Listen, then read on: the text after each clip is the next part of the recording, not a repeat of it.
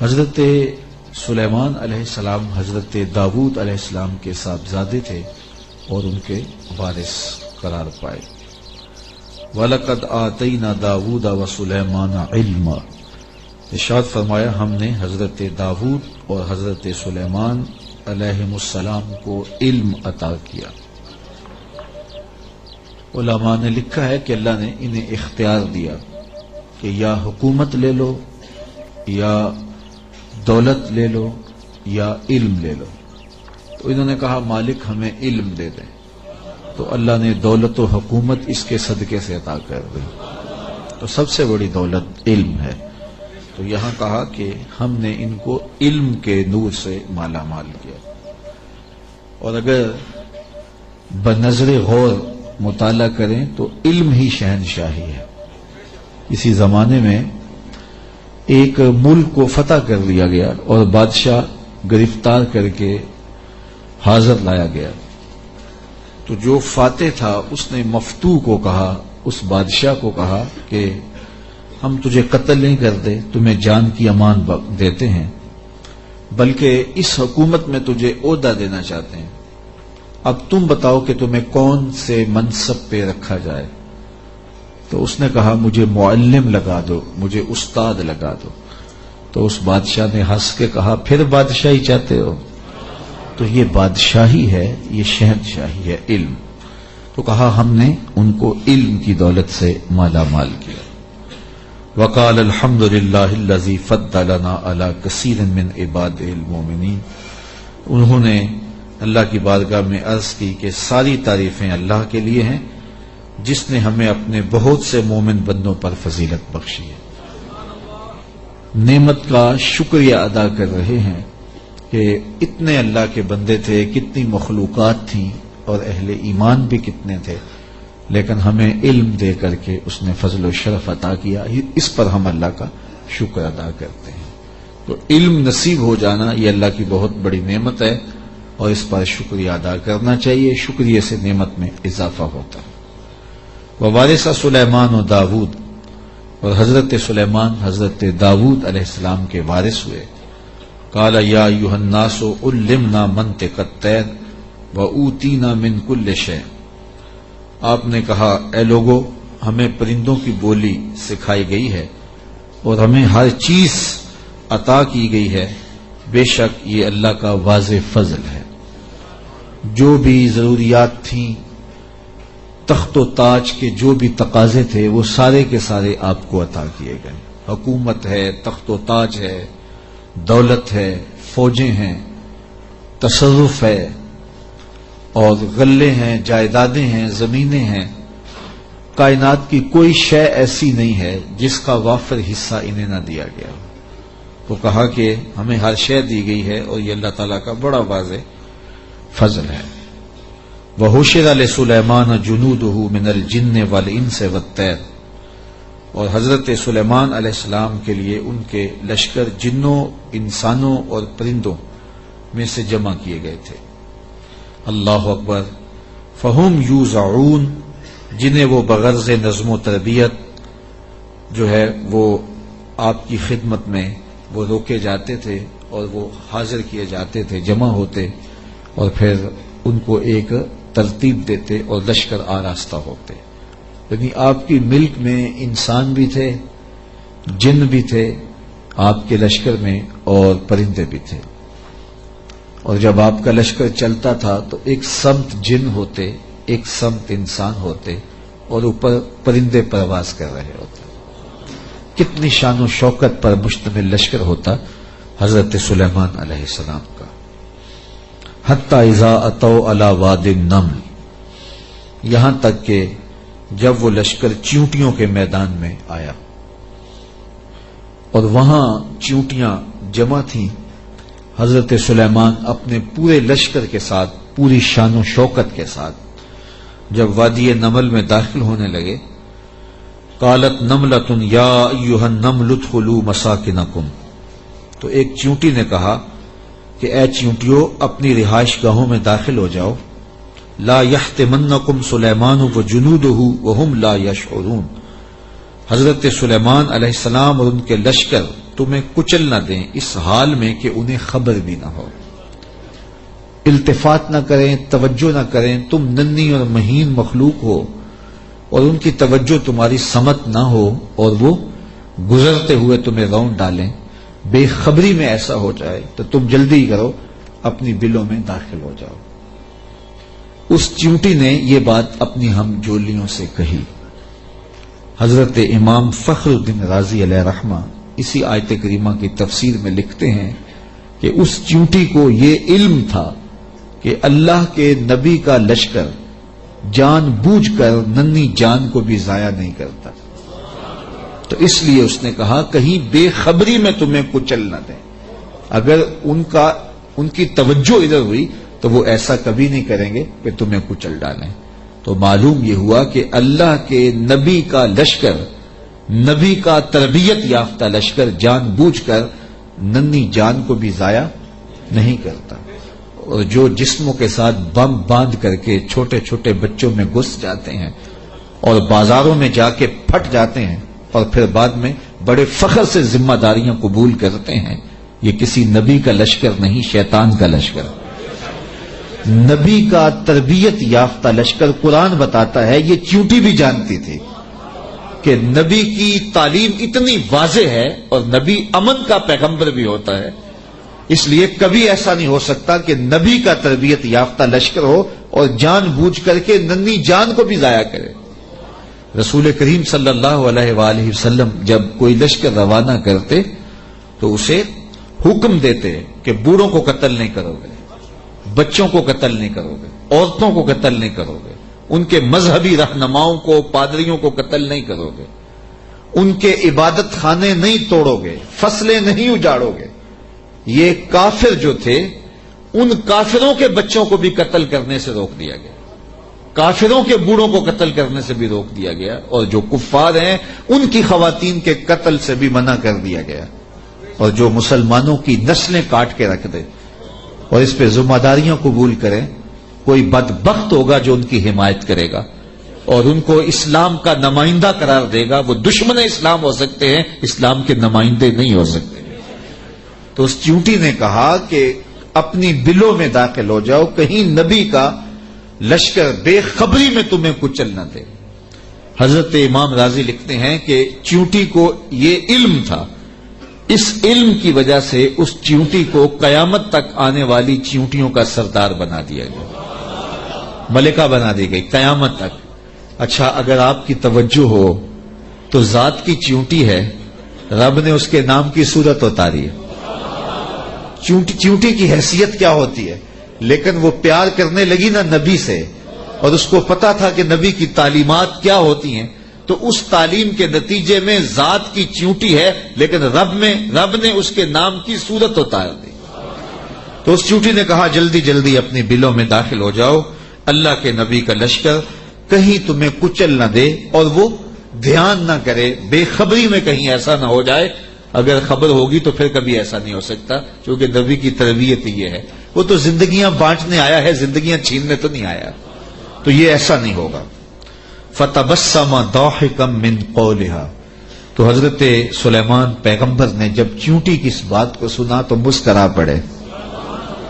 3 میل دور تھے حضرت سلیمان علیہ السلام، اتنی دور سے چیونٹی نے کہا کہ جلدی جلدی بلوں میں چلی جاؤ، اللہ کے نبی کا لشکر کہیں بے خبری میں تمہیں کچل نہ دے۔ چیونٹی نے یہ بات کی تو حضرت سلیمان نے 3 میل دور سے سن لی اور پھر مسکرا بھی پڑے۔ اب 3 میل دور سے بات سنی جا سکتی ہے والا چیونٹی کی؟ یہ اس حال سے باہر جو چیونٹیاں چل رہی ہیں، کوئی شخص جو بڑا ہی جو ہے وہ باریک سماعتیں رکھتا ہو، کیا وہ یہاں بیٹھ کر کے چیونٹی کی بات جو باہر ہے اس کو سن سکتا ہے؟ چلو جو آپ کے کرسی کے نیچے چل رہی ہے اس کو سن سکتا ہے، اس کی آواز کو، لیکن 3 میل دور سے چیونٹی کی آواز کو اللہ کا نبی سن بھی رہا ہے، اور جو وہ کہہ رہی ہے اس کو سمجھ بھی رہا ہے، اور اس پر تبسم بھی فرما رہا ہے۔ حضرات علماء فرماتے ہیں، جو تیوریات کے ماہرین ہیں، کہ چیونٹی کے منہ میں زبان نہیں ہوتی، پھر اس نے بات کیسے کر لی؟ ایک مہین سا وجود ہے تو اس کے منہ میں زبان نہیں ہوتی، دانت نہیں ہوتے، تو پھر بات کیسے کرتی ہے؟ اور حضرت سلیمان نے سن کیسے لی؟ تو کہا چیونٹی کے منہ کے قریب دو باریک سے بال ہوتے ہیں، مہین سے دو ریشے ہوتے ہیں، جب اس نے بات کرنی ہوتی ہے تو ان بالوں کو قریب کر کے رگڑتی ہے، اس رگڑنے سے جو آواز پیدا ہوتی ہے اس سے وہ اپنی ہم جولی کو کوئی میسج دے رہی ہوتی ہے۔ اللہ کے نبی کی شان یہ ہے کہ چیونٹی کے باریک اور مہین بالوں کے رگڑنے سے جو آواز پیدا ہوتی ہے 3 میل دور سے اس آواز کو سنتا بھی ہے اور اس سے جو مفہوم نکلتا ہے اس کو سمجھتا بھی ہے۔ اور یہ اس نبی کی شان ہے جو ہاتھ باندھ کے مسجد اقصی میں تیرے نبی کے پیچھے کھڑا تھا۔ تو جب غلام کی یہ شان ہے تو امام کی شان کا عالم کیا ہوگا؟ یہ شان ہے خدمت گاروں کی، سرکار کا عالم۔ مولوی کا تو دماغ خراب ہو گیا کہ اس کی سماعتوں کو تول رہا ہے جس کے غلاموں کی سماعتوں کو نہیں تولا جا سکتا۔ اللہ اکبر۔ فتبسم ضاحکا من قولها، یہ میں نہیں کہہ رہا، یہ قرآن کہہ رہا ہے۔ حضرت سلیمان پیغمبر نے اس چیونٹی کی بات کو سنا، سن کے سمجھے اور پھر تبسم کیا۔ اللہ اکبر۔ وقال رب اوزعنی ان اشکر نعمتک التی انعمت علی وعلی والدی وان اعمل صالحا ترضاہ وادخلنی برحمتک فی عبادک الصالحین۔ اور اللہ کی بارگاہ میں عرض کی حضرت سلیمان علیہ السلام نے کہ اے میرے پروردگار، مجھے اپنی توفیق سے اس بات پر قائم رکھ کہ میں تیری اس نعمت کا شکر بجا لاتا رہوں جو تو نے میرے اوپر کی اور میرے والدین کے اوپر کی۔ جو نعمتیں بندے کے اوپر ہوتی ہیں اس کا بھی شکریہ ادا کرنا چاہیے، اور جو صالح اولاد ہوتی ہے، جو ماں باپ پر نعمتیں عطا ہوئی ہوتی ہیں، ان کا بھی شکریہ ادا کرنا، کیونکہ ماں باپ کی نعمتیں اولاد تک بھی پہنچتی ہیں۔ مجھے بتاؤ، اگر میں اور آپ کسی کافر کے گھر میں پیدا ہوتے، معاذ اللہ کسی ہندو یا سکھ کے گھر میں پیدا ہوتے، تو آج کیا ہمارے سینے میں ایمان کا چراغاں ہوتا؟ ہم کسی یہودی کے گھر میں پیدا ہوتے تو ہمارے گھر میں ایمان کی روشنی ہوتی؟ ہم کہتے ہیں ہم بڑے سیانے ہیں، بڑے سمجھدار ہیں، ہم مطالعہ کرتے، ہم مختلف ادیان کو پڑھتے اور پھر مسلمان ہو جاتے۔ کیا ایسا ہوتا یا کہ ہم اسی ظلمت اور اندھیرے میں ہوتے؟ تو پھر ہمارے ماں باپ تھے نا جو مسلمان تھے، اور ہم ان کی آغوش میں آئے تو اللہ نے وہ نور ہمیں بھی دیا۔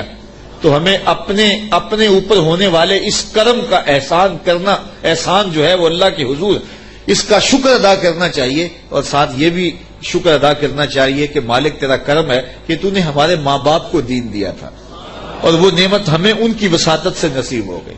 علامہ اقبال کہا کرتے تھے، نام تو از پدر آموختم، حضور آپ کا نام میں نے اپنے باپ سے سیکھا تھا۔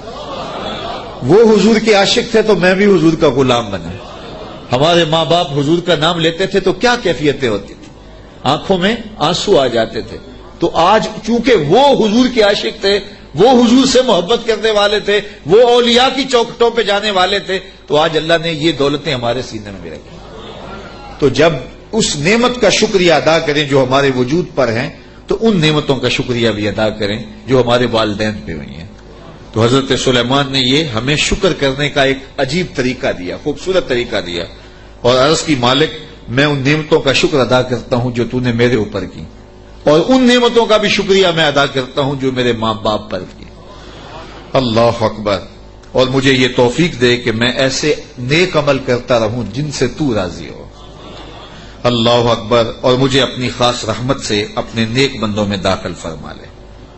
حضرت سلیمان علیہ السلام ایک دن اپنے لشکر کا جائزہ لیتے ہوئے پرندوں کی جانب نکلے۔ کیسی شان و شوکت تھی، جنوں پر بھی حکومت، انسانوں پر بھی حکومت، پرندوں پر بھی حکومت۔ وتفقد الطیر، تو آپ نے پرندوں کا جائزہ لیا۔ فقال ما لی لا اری الہدہد، فرمایا میں ہدہد کو نہیں دیکھ رہا۔ اور پھر فرمایا ام کان من الغائبین، وہ واقعی غائب ہو گیا ہے، لأعذبنہ عذابا شدیدا، میں اس کو سخت عذاب دوں گا، او لأذبحنہ، یا اس کو میں ذبح کر دوں گا، او لیاتینی بسلطان مبین، یا وہ میری جانب میرے پاس اپنے بے قصور ہونے کی کوئی واضح دلیل لائے۔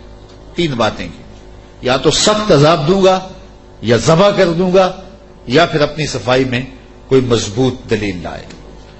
حضرت سلیمان علیہ السلام بیت اللہ کی حاضری کے بعد واپس آ رہے تھے اور صنعاء کے مقام پہ جو یمن کا شہر ہے وہاں آپ نے پڑاؤ کیا اور وہاں آپ نے جانوروں کا جائزہ لیا اور وہاں ہدہد کو نہ دیکھا۔ مفسرین فرماتے ہیں جب پانی کی ضرورت ہوتی تو ہدہد کو حاضر کیا جاتا اور یہ ہدہد جو تھا وہ پھر بتاتا کہ کس جگہ پانی ہے۔ یہ جانوروں کے اندر انجینئر ہے، اللہ نے اس کو بڑی طاقت دی۔ حضرت ابو ہریرہ رضی اللہ تعالیٰ عنہ نے جب فرمایا نا کہ یہ بڑی قوتوں سے مالا مال کیا گیا ہے، اس کی نظر بڑی تیز ہوتی ہے، تو کسی نے حضرت ابو ہریرہ سے کہا کہ چھوٹے بچے جب دھاگا لگا کے جال لگا کے جو ہے وہ پھاہی لگاتے ہیں تو یہ ہدہد پھنس جاتا ہے، جس کو زمین کی تہ میں پانی نظر آ جاتا ہے اس کو وہ جال نظر نہیں آتا۔ تو حضرت ابو ہریرہ بولے تقدیر کا جال نظر نہیں آتا، تو تقدیر کا جال بڑا ڈاڈا ہوتا ہے، وہ نظر نہیں آتا۔ یہ آپ نے ایک جانور دیکھا ہوگا کن کھجورا، اس کے 100 پاؤں ہوتے ہیں، 100 پاؤں، اور یہ جو سانپ ہوتا ہے اس کے کوئی پاؤں نہیں ہوتے، یہ اپنے جسم کو بل دے کے آگے بڑھتا ہے، اور کن کھجورا اس کے 100 پیر ہوتے ہیں، اور سانپ کی مرغوب غذا ہے کن کھجورا، اور جب اس کو یہ نظر آئے تو یہ دوڑتا ہے اور سانپ پیچھے دوڑ کے اس کو شکار کر لیتا ہے۔ تو کسی نے کن کھجورے سے پوچھا کہ تیرے 100 پیر ہیں اور سانپ کا ایک بھی نہیں ہے اور پھر بھی تو پکڑا جاتا ہے؟ اس نے کہا تقدیر کے آگے پاؤں نہیں چلتے۔ تو کہا کہ وہ دھاگا تقدیر کا ہے، وہ ہدہد کو نظر نہیں آتا اور وہ بچے اسے پکڑ لیتے ہیں۔ تو ہدہد حضرت سلیمان علیہ السلام کا درباری پرندہ تھا اور حضرت سلیمان علیہ السلام اس سے محبت کرتے تھے، یہ بھی اللہ کے نبی سے پیار کرتا تھا، بلکہ صاحب روح البیان نے ہدہد کے عنوان سے بڑی باتیں لکھی ہیں، کچھ لطیفے بھی ذکر کیے ہیں۔ کہتے ہیں ایک دن یہ ہدہد چونکہ لاڈلا پرندہ تھا حضرت سلیمان کا، تو حضرت سلیمان علیہ السلام کو کہنے لگا کہ میں آپ کے لشکر کی دعوت کرنا چاہتا ہوں۔ آپ نے کہا اتنا بڑا لشکر ہے اور تو میرے لشکر کی دعوت کرے گا؟ کہا جناب دعوت قبول کیجیے۔ تو کہا ٹھیک ہے، آج دوپہر کو میں آپ کے لشکر کی دعوت کروں گا۔ جب دوپہر کا وقت آیا تو دریا کنارے لشکر نے پڑاؤ کیا ہوا تھا، تو ہدہد کبھی دائیں کبھی بائیں اڑانے بھر رہا ہے۔ تو کہا میاں وقت ہو گیا ہے، اب لاؤ نا کھانا، تم نے آج ہماری دعوت کی ہے۔ کہا جی اسی کا انتظام کر رہا۔ تھوڑی دیر کے بعد اس نے فضا میں ایک چڑیا شکار کی اور اس کو فضا میں توڑ کر کے پانی میں پھینک دیا اور لشکر کو آواز دی جس کے ہاتھ میں بوٹی آتی ہے بوٹی لے لے، باقی شوربہ پی لے۔ تو اس پرندے سے چونکہ بڑا پیار تھا، جب اس کو نہ دیکھا تو غصے میں آ گئے، کہا ما لیا لا اری الہدہد، میں ہدہد کو نہیں دیکھ رہا، کیا وہ واقعی غائب ہے؟ اچھا میں اس کو ذبح کر دوں گا یا سخت سزا دوں گا یا پھر وہ مجھے اپنی بے گناہی کی کوئی دلیل پیش کرے۔ اب ہدہد کہاں چلا گیا؟ حضرات مفسرین لکھتے ہیں کہ وہ حضرت سلیمان علیہ السلام استراحت کرنے لگے تو وہ اڑ کے قریب ایک باغ میں چلا گیا، وہاں ایک اور اس کا ہم جنس ہدہد بیٹھا ہوا تھا۔ اس نے پوچھا کدھر سے آئے ہو؟ اس نے کہا کہ میں اپنے نبی کے ساتھ گیا تھا، اپنے شہنشاہ کے ساتھ گیا تھا، اور ان کی حکومت جنوں پر بھی ہے، انسانوں پر بھی ہے، پرندوں پر بھی ہے۔ تو اس نے کہا کہ میری جو بادشاہ ہے میرے ملک وہ عورت ہے اور اس کا ایک تخت بہت بڑا، آؤ میں تمہیں دکھاؤں۔ تو وہ ہدہد کو ساتھ لے گیا اور اتنے میں دیر ہو گئی۔ حضرت سلیمان غصے میں آ گئے، کہا کہ کدھر ہے؟ لاؤ اسے حاضر کرو۔ آپ کا جو درباری شہباز تھا وہ اڑا فضا میں بلند ہوا تو ہدہد آتا دکھائی دیا، تو اس نے اس کے اوپر جھپٹ کے حملہ کرنا چاہا، تو ہدہد نے کہا تجھے واسطہ دیتا ہوں اس رب کا جس نے تجھے میرے پہ طاقت دی ہے، مجھے اپنا معاملہ حضرت سلیمان کے پاس جا کے پیش کر لینے دے۔ کہا انہوں نے کہا ہے کہ تجھے قتل کر دوں گا، ذبح کر دوں گا یا تجھے سخت سزا دوں گا، اب تو بچ نہیں پائے گا۔ تو ہدہد نے کہا کہ انہوں نے کوئی استثناء بھی کیا تھا؟ کہا ہاں انہوں نے کہا تھا یا کوئی مضبوط خبر لائے، اپنا معقول عذر پیش کرے۔ کہا پھر خیر ہے۔ اب ہدہد حضرت سلیمان کے پاس آیا اور مفسرین کہتے ہیں اس نے اپنے پر جھکا لیے اور دم بھی جھکا لی اور حضرت سلیمان کے سامنے عرض کی کہ اس رب سے ڈریے جس کے حضور آپ رب قیامت کے دن پیش ہوں گے۔ بس یہ بات کہنے کی دیر تھی کہ حضرت سلیمان کا غصہ ٹھنڈا ہو گیا۔ تو میں بتاؤ کدھر گئے تھے؟ تو ہدہد نے کیا جواب دیا، سنو قرآن کیا کہتا ہے، فَمَكَثَ غَيْرَ بَعِيدٍ، تو پس وہ تھوڑی ہی دیر ٹھہرا تھا کہ کہ وہ حاضر ہو گیا، اور حاضر ہو کے اس نے کہا فقال، اس نے کہا احطت بما لم تحط به وجئتک من سبأ بنبأ یقین، اس نے کہا کہ حضور میں ایسی بات معلوم کر کے آیا ہوں جس پر شاید آپ مطلع نہ تھے، اور میں آپ کے پاس ملک سبا کی ایک یقینی خبر لایا ہوں۔ آپ نے اس چیز کا مشاہدہ نہیں کیا جس کا میں مشاہدہ کر کے آیا ہوں، تو میں ایک یقینی خبر آپ کو جو چشم دید ہے وہ بتانا چاہتا ہوں۔ حضرت سلیمان نے کہا بتاؤ، کہا انی وجدت امرأۃ تملکہم وأوتیت من کل شیء ولہا عرش عظیم، اس نے کہا میں ایک ایسی خاتون کو دیکھا ہے جو بادشاہت کے تخت پہ براجمان ہے، میں نے ایک ایسی عورت دیکھی ہے وہاں جو ان پر حکومت کرتی ہے اور اقتدار کی مسند پہ بیٹھی ہے، اور اسے ملکیت و اقتدار میں ہر چیز بخشی گئی ہے، اور اس کے پاس بہت بڑا تخت ہے۔ یہ شہرہ آفاق تخت تھا جو ملکہ بلقیس کے پاس تھا، اور یہ 40 ہاتھ چوڑا تھا، 80 ہاتھ لمبا تھا۔ شرعی ہاتھ جب کہا جاتا ہے تو وہ کونی تک ہوتا ہے، تو گویا دوسرے لفظوں میں 1.5 فٹ کا ایک ہاتھ لگائیں تو یہ 60 ہاتھ چوڑا تھا، اور 120 ہاتھ جو ہے وہ لمبا تھا۔ سونے چاندی اور قیمتی دھاتوں کا بنا تھا، اور 7 منزلیں تھیں اس کی، اور قیمتی موتی اس کے اوپر لگے تھے، اور جب وہ اپنا دربار لگاتی تو اس تخت کے اوپر بیٹھتی، اور اس کے 12,000 سردار تھے قوم کے جن کے تحت فوجیں تھیں، اور ایک مضبوط نظم و نسق تھا، ہر شے فوجیں آلات حرب و ضرب بہت کچھ دیا گیا تھا۔ تو اس بات کی کہانی سنائی، اور آگے فرمایا وجدتها وقومها يسجدون للشمس من دون اللہ، میں نے دیکھا ہے وہ اور اس کی قوم اللہ کے علاوہ سورج کو پوجتی ہے، اللہ کو چھوڑ کر سورج کی پرستش کرتی ہے۔ وزین لهم الشیطان اعمالهم، اور شیطان نے ان کے لیے ان کے اعمال مزین کر دیے ہیں۔ فصدهم عن السبیل، اور شیطان نے ان کو راہ حق سے، راہ توحید سے روک دیا ہے۔ فهم لا يهتدون، اور وہ ہدایت نہیں پا رہے۔ اللہ يسجدوا للہ الذی یخرج الخبأ فی السماوات والارض ویعلم ما تخفون وما تعلنون۔ اللہ اکبر، اس لیے روکے گئے ہیں کہ وہ اللہ کے حضور سجدہ ریز نہ ہوں جو آسمانوں اور زمینوں میں پوشیدہ حقائق اور موجودات کو باہر نکالتا ہے، یعنی ظاہر کرتا ہے، اور وَيَعْلَمُ مَا تُخْفُونَ، اور جو تم ظاہر کرتے ہو، جو تم چھپاتے ہو، وَمَا تُعْلِنُونَ، اور جو تم ظاہر کرتے ہو اور جو تم چھپاتے ہو وہ سب کو جانتا ہے، اس کی نظر میں کوئی پوشیدہ نہیں ہے۔ اللہ لا الہ الا هو رب العرش العظیم، اللہ کے سوا کوئی عبادت کے لائق نہیں، وہی عظیم تخت اقتدار کا مالک ہے۔ ملکہ بلقیس کا تخت کیا ہے؟ تخت تو میرے رب کا ہے، عرش تو اس کا ہے، تو اس نے یہ بات کہی۔ حضرت سلیمان نے ہدہد سے کہا کالا سننظر اصدقت ام کنت من الکاذبین، کہا کہ ہم ابھی دیکھتے ہیں کہ تو سچ کہہ رہا ہے یا جھوٹ بول رہا ہے۔ کالا سننظر اصدقت ام کنت من الکاذبین، تو سچا ہے یا جھوٹا ہے۔ اذهب بکتابی ھذا فالق الیہم ثم تولى عنہم فانظر ماذا یرجعون، آپ نے خط لکھا اور ہدہد کو دیا، کہا اس کو لے جاؤ اور یہ خط ان کی طرف ڈال دو، اور اس کے بعد ان کے پاس سے ہٹ جاؤ، پھر دیکھ کہ وہ کس بات کی طرف رجوع کرتے ہیں۔ اس خط کے اوپر حضرت سلیمان علیہ السلام نے تحریر کی، ہدہد کے سپرد کیا۔ 1 مہینے کی مسافت پر تھا یہ ملک سبا حضرت سلیمان علیہ السلام کے ملک شام سے، 1 مہینہ جاتے ہوئے لگتا تھا، 1 مہینہ آتے ہوئے لگتا تھا۔ کہا یہ خط لے جاؤ میرا اور ملک سبا میں جاؤ اور ملکہ بلقیس کو دے آؤ، اور پھر دیکھو کہ وہ کیا کہتے ہیں۔ ہدہد نے خط پکڑا، بادشاہ تخت پہ بیٹھی تھی، اس نے جا کے خط پھینک دیا۔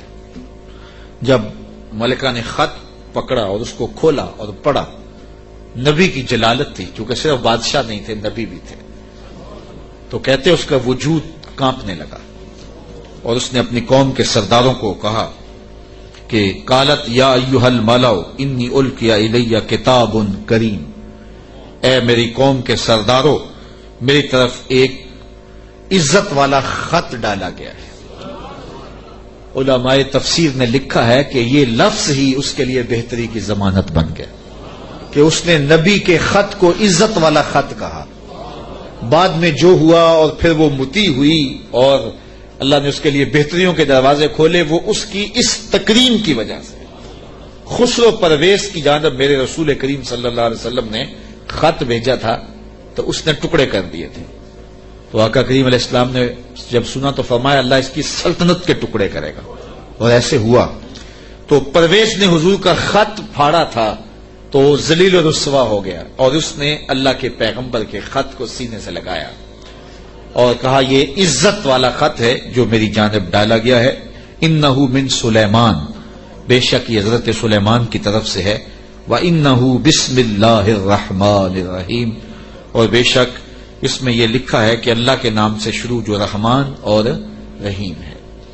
تو یہ خط سلیمان علیہ السلام کی جانب سے لکھا گیا تھا، اور وہاں اس زمانے میں خط لکھنے والا اپنا نام پہلے لکھتا تھا، پھر مضمون خط کا لکھتا تھا. تو آپ نے پہلے کہا انہ من سلیمان وانہ بسم اللہ الرحمن الرحیم اللہ تعالی علیہ واتونی مسلمین. 2 لفظ لکھے. آپ نے کہا خط کا مضمون یہ تھا تم مجھ پر سربلندی نہ چاہو، مجھ سے بڑا بننے کی کوشش نہ کرنا، سربلندی نہ چاہو، اور فرما بردار ہو کے میرے پاس حاضر ہو جاؤ. بس 2 لفظ تھے، حضرت سلیمان کی مہر تھی، اور یہ خط ہدہد نے جا کے ملکہ بلقیس کو دیا. اس کا وجود کانپنے لگا. پھر وہ سنبھلی اور اپنے سرداروں سے کہنے لگی قالت یا ایھا الملؤ افتونی فی امری ما کنت قاطعۃ امرا حتی تشہدون. اے میرے درباریوں، تم مجھے بتاؤ اس معاملے میں کیا تمہارا مشورہ ہے، چونکہ میں کسی بھی معاملے میں قطعی فیصلہ کرنے سے قبل تمہیں حاضر کرتی ہوں اور تم سے مشورہ لیتی ہوں. مشورے کے بغیر میں نے آج تک کبھی قدم نہیں اٹھایا، اور یہ میرا معمول ہے. اب یہ خط آیا ہے، اس کا یہ مضمون ہے جو میں تمہیں سنایا ہے. اب تم بتاؤ کہ اب کیا کیا جائے. اب 12,000 سردار تھے اور ان کے ماتحت فوجیں تھیں. قالو بولے نحن اولو قوت و اولو باس شدید.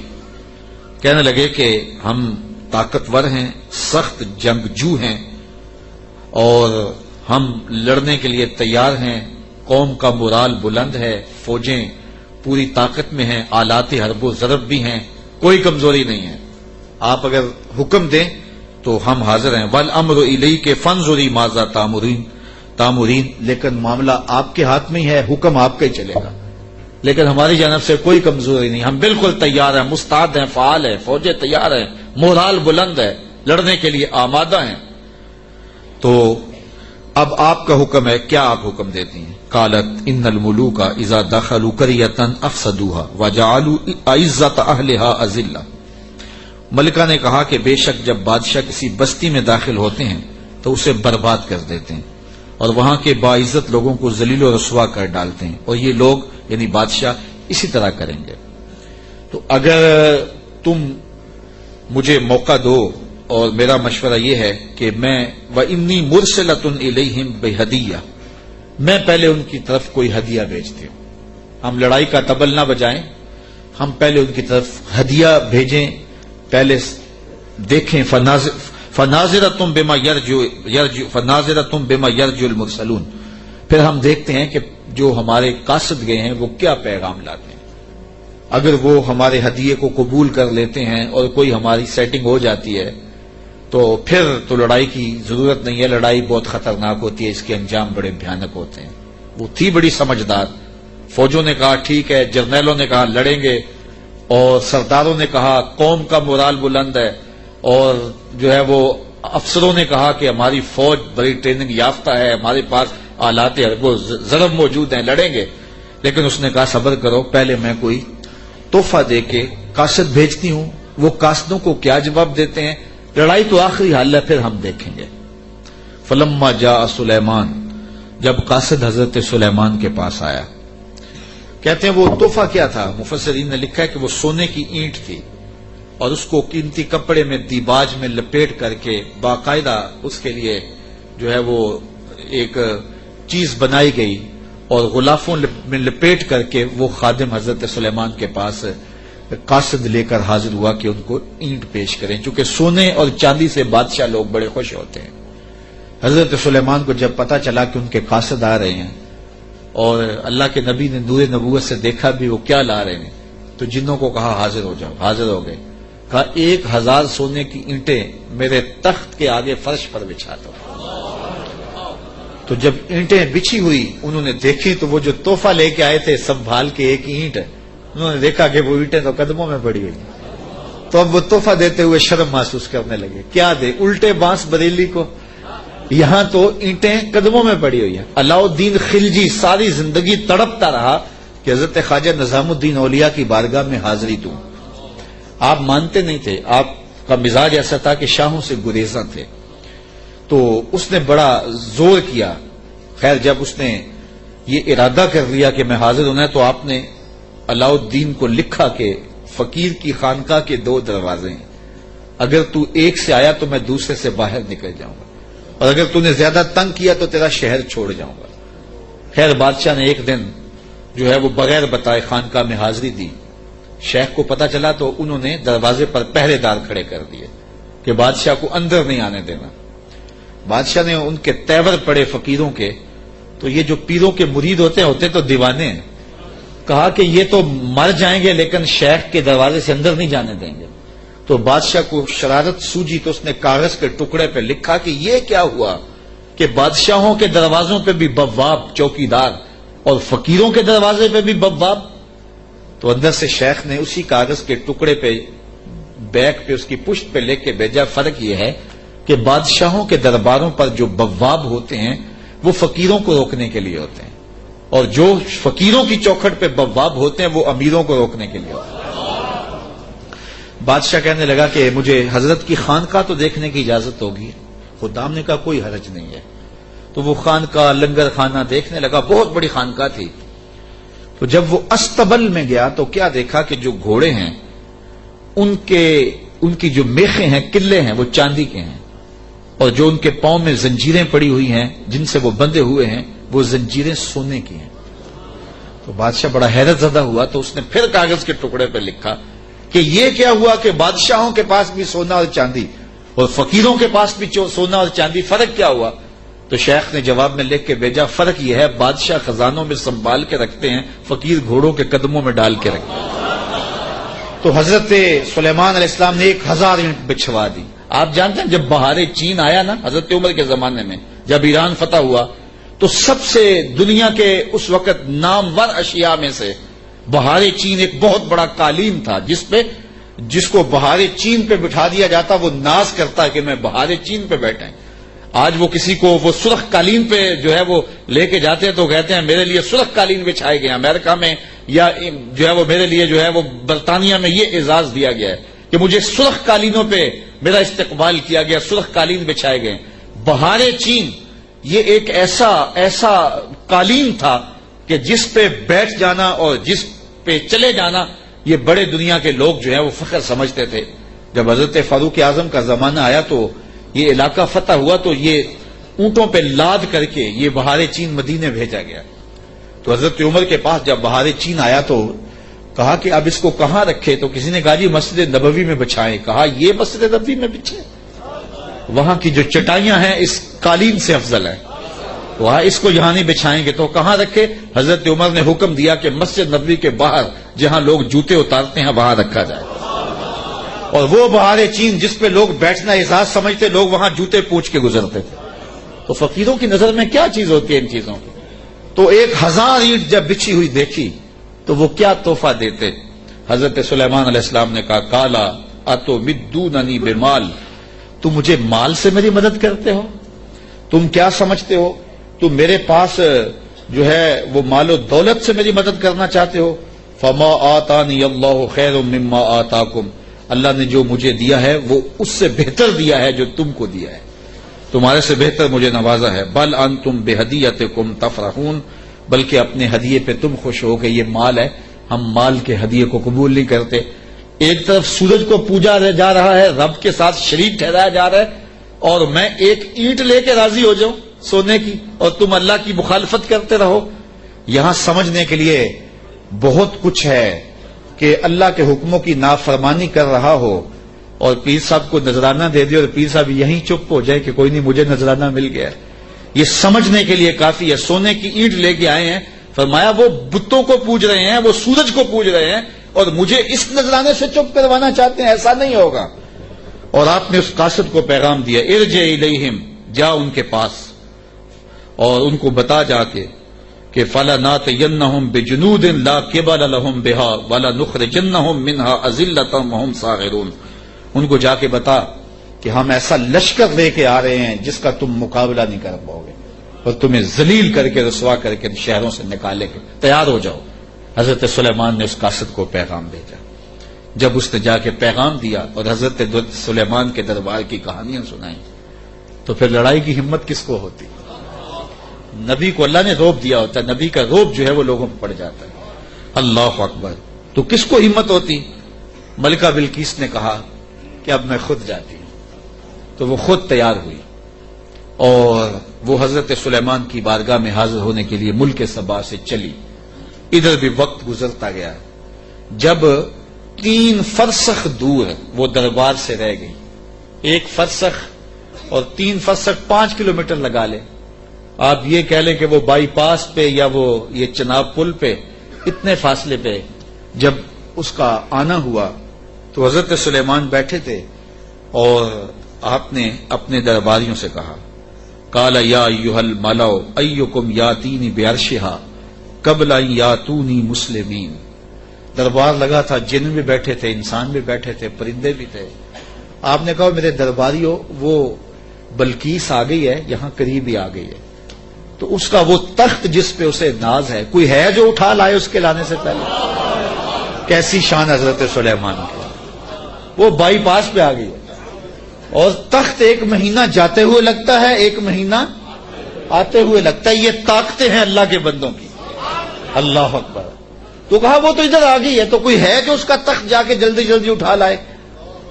تو جب آپ نے یہ بات کہی تو ایک جن اٹھا, قال عفریت من الجن انا آتیک بہ. ایک جن کہنے لگا حضرت میں لاتا ہوں. کب لاؤ گے؟ قبل ان تقوم من مقامک, آپ کی مجلس ختم ہونے سے پہلے پہلے حاضر کر دیتا ہوں. اور مجلس ختم ہوتی تھی زوال کے وقت, دوپہر کے وقت. صبح شروع ہوتی اور دوپہر کو ختم ہو جاتی. تو کچہری لگی تھی, کہا کچہری ختم ہونے سے پہلے پہلے میں لے آتا ہوں. وَإِنِّي عَلَيْهِ لَقَوِيٌّ أَمِينٌ, طاقتور بھی ہوں, لے بھی آؤں گا, اور امین بھی ہوں, کوئی ایک موتی بھی ضائع نہیں ہوگا. تو تخت میں لے کے آتا ہوں. اور 1 مہینہ میں نے عرض کیا جاتے ہوئے لگتا ہے, 1 مہینہ کئی ہاتھ موٹا تھا, 7 منزلیں تھیں, 40 ہاتھ چوڑا تھا, 80 ہاتھ لمبا تھا, سونے اور چاندی اور قیمتی جواہر سے مرصع تھا, اور 7 کوٹریوں میں مکفل تھا, تالے لگے تھے, پہرے دار کھڑے تھے. جیب میں ڈال کے بھی لانا ہو پھر بھی 2 مہینے چاہیے. اور اس تخت کو لانے کا کہا, دوپہر تک لے آتا ہوں. بڑی بات تھی نا. حضرت سلیمان خوش ہو جاتے کہ بڑی بات ہے, تو میں نہیں, مجھے اس سے بھی پہلے چاہیے, مجھے اس سے بھی پہلے چاہیے. پھر وہ اٹھا جس کے سینے میں زبور کا علم تھا. قال الذی عنده علم من الکتاب.